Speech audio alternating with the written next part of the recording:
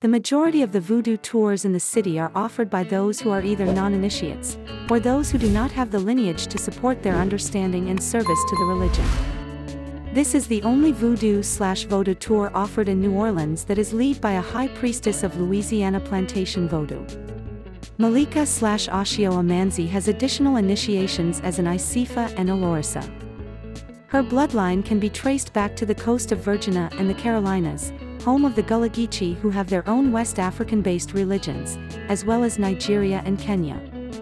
Wheelchair accessible. Infants and small children can ride in a pram or stroller. Service animals allowed. Public transportation options are available nearby. Transportation options are wheelchair accessible. All areas and surfaces are wheelchair accessible.